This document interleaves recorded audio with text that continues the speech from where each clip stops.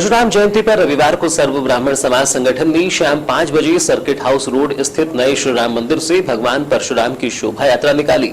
इस दौरान ब्राह्मण बंधु जब जब ब्राह्मण बोला है राज सिंहासन डोला है नारे लगाते चल रही थी।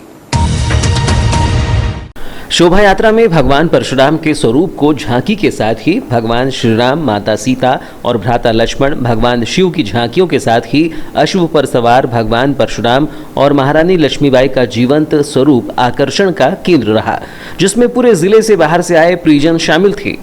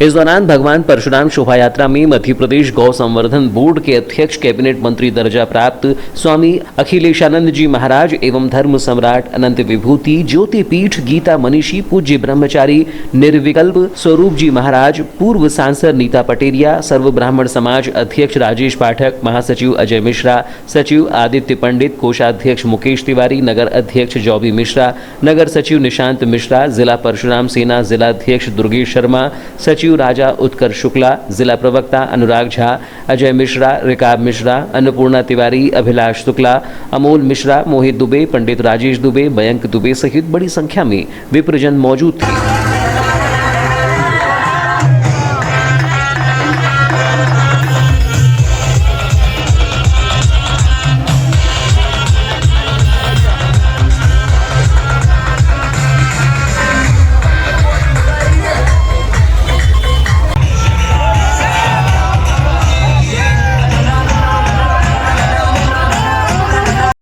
कोरोना काल के 2 साल बाद इस वर्ष 8 मई रविवार को भव्य रूप से निकाली गई भगवान परशुराम की शोभा यात्रा ने इतिहास रच दिया।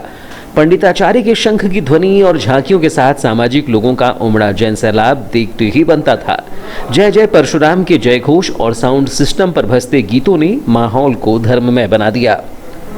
नगर में भव्य रूप से एक बार फिर सर्व ब्राह्मण समाज जिलाध्यक्ष राजेश पाठक की अगुवाई में भगवान परशुराम जी की भव्य शोभा यात्रा निकाली गई, जो शहर के नए श्री राम मंदिर से सायंकाल 5 बजे प्रारंभ होकर शहर के हनुमान चौक, नया सराफा, नावेल्टी हाउस चौक, सुभाष चौक, महावीर चौक, गुजरी चौक, राजघाट चौक, काली पुतली चौक, आम्बेडकर चौक होते हुए सिंधु भवन पहुंची, जहां प्रमुख अतिथियों की मौजूदगी में मंचीय कार्यक्रम आयोजित किया गया। इस शोभा यात्रा में प्रदेश के छिंदवाड़ा, सिवनी, मंडला सहित जिले के कोने कोने से पहुंचे लगभग हजारों की संख्या में विप्रजन मौजूद थे, जहां सर्व ब्राह्मण समाज की अगुवाई में ब्राह्मण समाज ने एकता का परिचय दिया।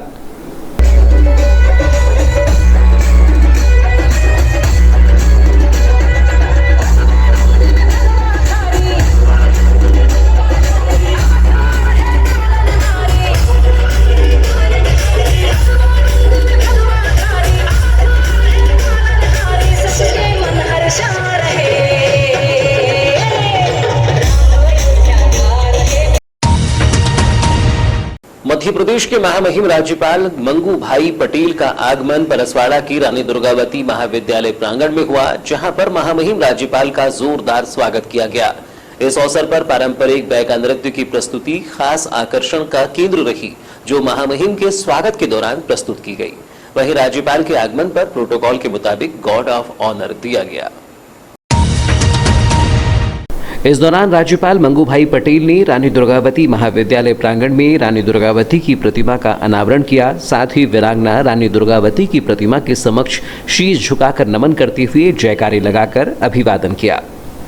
आयुष विभाग द्वारा आयोजित स्वास्थ्य मेले के आयोजन पर कार्यक्रम का शुभारंभ राष्ट्रगान के साथ ही महामहिम के हस्ते दीप प्रज्वलन कर किया गया। आयुर्वेदिक दवाइयाँ 150 बनाते हैं, 150 गिलोय चूर्ण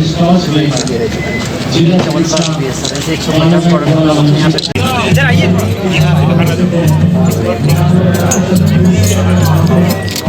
रानी दुर्गावती ना सेवा, रानी दुर्गावती ना सेवा, रानी दुर्गावती का सेवा। सर एक फोटो बना सर। कौन बना लो, घेरा बना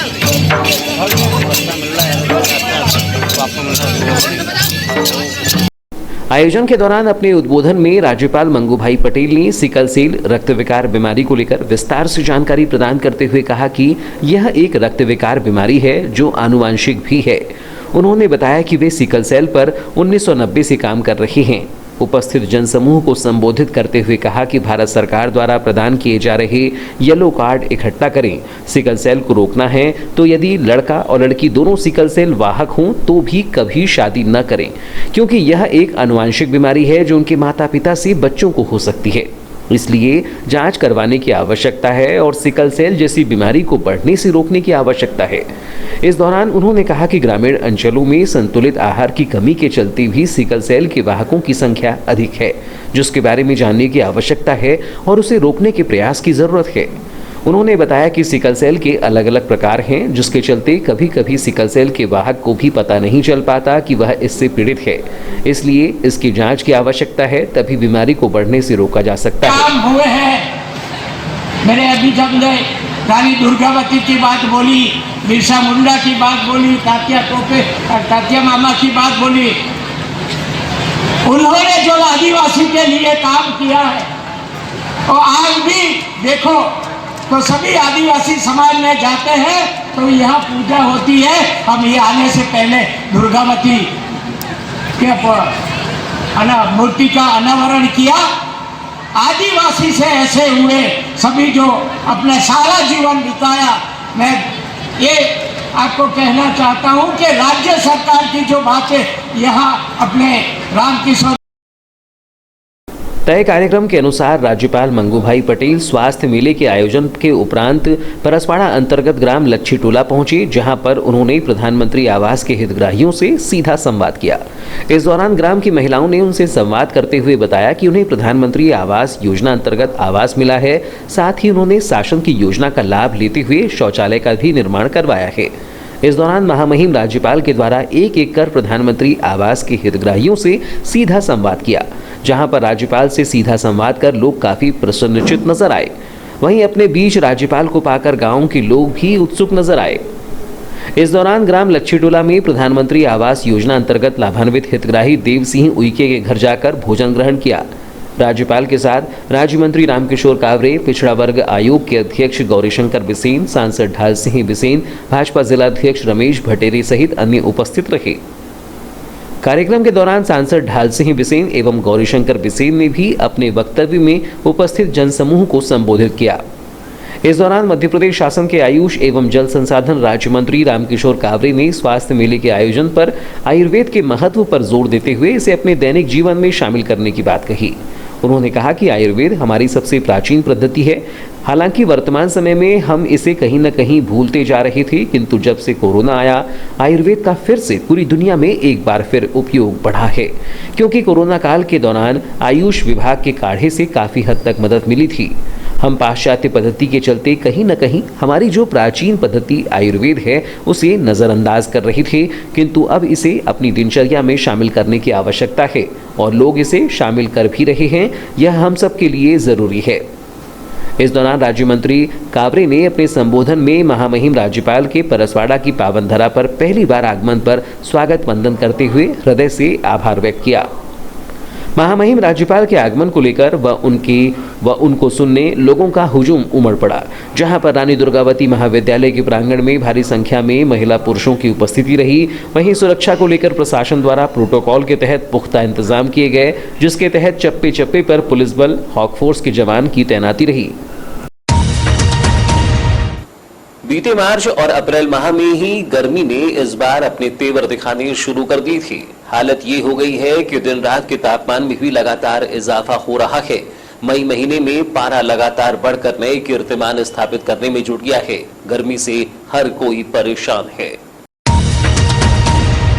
चिलचिलाती धूप के कारण आम लोग घरों से निकलने में परहेज करते नजर आए। नतीजतन 10 बजे से 3 बजे तक सड़कों का हाल मातमी सन्नाटे में पसरा रहा। बीते कुछ दिनों से चिलचिलाती धूप व बढ़ रही गर्मी का तापमान लोगों को परेशान कर रहा है। पूरे दिन भीषण गर्मी के साथ ही भारी उमस ने लोगों के पसीने छुड़ा दिए हैं। हालत ये हो गई है कि लोगों का घरों से दिन में निकलना मुश्किल हो गया है। भीषण गर्मी और उमस के कारण लोगों ने घरों में एसी और कूलर में रहना मुनासिब समझ रहे हैं। मौसम के तेवर के कारण आम से खास लोग तक गर्मी से बचने के लिए जद्दोजहद करते नजर आ रहे हैं। नतीजतन शहर में पंखा कूलर के साथ एसी की डिमांड भी काफी बढ़ गई है। वहीं बढ़ती गर्मी लोगों के स्वास्थ्य को बिगाड़ रही है। हालत ये है कि लोग उल्टी, दस्त, बुखार जैसी बीमारियों के शिकार होकर अस्पतालों में पहुंच रहे हैं। दिन में तपती धूप एवं लू के थपेड़ों से लू और तापघात के मरीज भी अस्पतालों में पहुंच रहे हैं। जिले के स्वास्थ्य केंद्र में ही प्रतिदिन सैकड़ों की संख्या से अधिक मरीज अपना उपचार करवाने पहुंच रहे हैं। अस्पताल में आउटडोर के साथ ही भर्ती मरीजों की तादाद भी बढ़ रही है। लू एवं तापघात के मरीजों को अस्पताल में भर्ती कर उपचार करवाना पड़ रहा है। हालांकि अस्पताल के कुछ वार्डों में तो गर्मी से बचाव के लिए कूलर की व्यवस्था है, लेकिन कुछ वार्डों में कूलर की पर्याप्त व्यवस्था न होने से मरीजों को परेशान होना पड़ रहा है। चिकित्सक भी लोगों को गर्मी से सावधान रहने की सलाह दे रहे हैं। उल्लेखनीय है कि इन दिनों धूप की तलखी लोगों को चुभ रही है, तो लू के थपेड़े लोगों को बीमार कर रहे हैं। अस्पताल रिकॉर्ड पर गौर करें तो रोजाना ही जांच कराने और भर्ती होने वाले मरीजों में गर्मी से बीमार होकर पहुंच रहे मरीजों की संख्या में रोजाना ही इजाफा हो रहा है, जिसमें गर्मी जनित मरीजों की तादाद अधिक है। अस्पताल के आरएमओ डॉक्टर अरुण लांजेवार ने बताया कि वर्तमान में अस्पताल में 70% मरीज गर्मी जनित मरीज हैं, जिसमें उल्टी, दस्त और लू के मरीज शामिल हैं। उसमें भी बच्चों की संख्या ज्यादा है, जिसके लिए जरूरी है कि गर्मी में निकलते समय सावधानी बरतें और ज्यादा से ज्यादा पानी पिएं। ORS या नींबू पानी में नमक और शक्कर मिलाकर पिएं। उन्होंने बताया कि बढ़ती गर्मी को देखते हुए रोजमर्रा के कार्य सुबह 10 से पूर्व एवं शाम 6 बजे के बाद करें। दोपहर में धूप में निकलने से बचें। तेज धूप में निकलते समय ठंडे जल के साथ ताज़ा भोजन उचित मात्रा में सेवन करें। साथ ही थोड़े अंतराल पर ठंडे पानी, शीतल पेय, छाछ, ताज़े फलों का रस का सेवन करें। होता है उस समय तापमान और बढ़ गया होता है, तो उस समय ज़्यादातर क्या होता है कि ऐसे समय में धूप के कारण या टेम्परेचर ज़्यादा होने के कारण, तापमान ज़्यादा होने के कारण लू लगने की संभावना बहुत ज़्यादा रहती है। जिसमें क्या होता है कि गर्मी में इंसान निकलता है या फिर घर पे भी रहता है और प्रॉपर पेयजल का उपयोग नहीं करता है, तो उसके शरीर से बहुत ज़्यादा पसीना निकलता है। उसके शरीर का जो लवण है, जैसे कि सॉल्ट होते हैं, वो भी पसीने के थ्रू निकल जाते हैं। तो उसे बड़े शरीर में ऐसा महसूस होता है कि उसके पैरों में, उसकी मांसपेशियों में बहुत ज़्यादा दर्द है। इसलिए ऐसे समय में हमेशा पानी ज़्यादा से ज़्यादा पीना चाहिए। ज़्यादातर ORS या फिर जो नींबू पानी है, नींबू में थोड़ा नमक डाल के, नींबू पानी में थोड़ा नमक, थोड़ा शक्कर घोल के पीते रहना चाहिए। और इसके अलावा जो जिला अस्पताल में हमारे पास में जो वार्डों में, जैसे मेडिकल वार्ड हो गया, female medical ward, medical ward, और बच्चों में सबसे ज़्यादा संभावना रहती है कि वो उल्टी दस्त की शिकायत बहुत ज़्यादा रहती है। तो अस्पताल में अभी इस प्रकार की जो बीमारी है, जैसे उल्टी दस्त हो गया और लू लगने की जो संभावना है, लू लगने के बाद में जो उन्हें अकड़न महसूस होती है, सिर में दर्द होता है, चक्कर सा महसूस होता है, शरीर गर्म लगता है उन्हें। इतना गर्म टेम्परेचर रहने के बाद भी शरीर गर्म रहेगा, उन्हें ये लगता है कि उन्हें बुखार है, लेकिन यह जो संकेत है ये बता रहे हैं कि उन्हें लू लगी। तो अभी अस्पताल में मैक्सिमम जो प्रतिशत के मामले में देखा जाए तो 70% ऐसे मरीज हैं जिनको सबसे ज़्यादा उल्टी दस्त और लू लगने की बीमारियों से ग्रसित है, जो जिला चिकित्सालय में भर्ती करके इलाज किया जा रहा है। सर,